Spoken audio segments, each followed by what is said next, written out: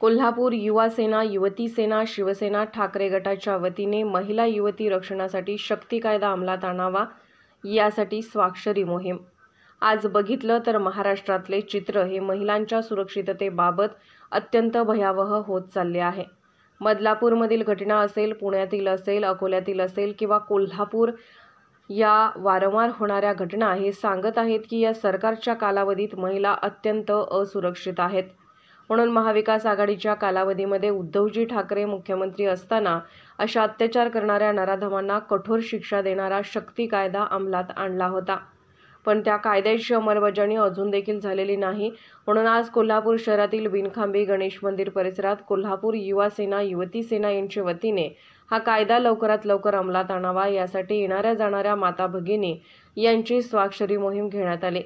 सकाळी 11 वाजता या मोहिमेची सुरुवात झाली। यावेळी युवा सेना जिल्हा प्रमुख मंजित माने यांनी भगिनींच्या रक्षणासाठी शक्ती कायदा करावा व असे झाले नाही तर महिला युवती या स्वतः हा कायदा हातात घेऊन नराधमांना धडा शिकवतील असे सांगितले।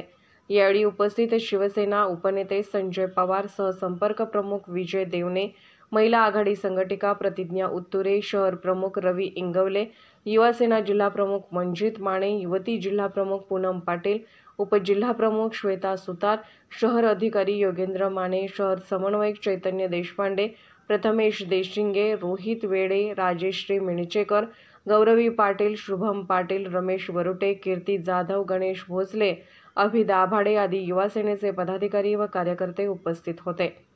पोलीस ऑफ इंडिया न्यूज मीडियासाठी जिल्हा प्रतिनिधी श्रावण खांडेकर।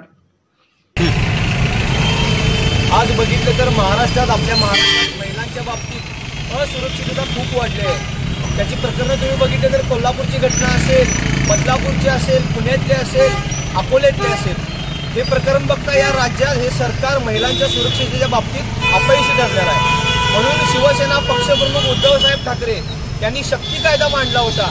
त्या कायद्यामध्ये बलात्कार करणारा थेट मृत्यूदंडाची शिक्षा आहे, पण अजून देखील हा कायदा या सरकारनं आणलेला नाही।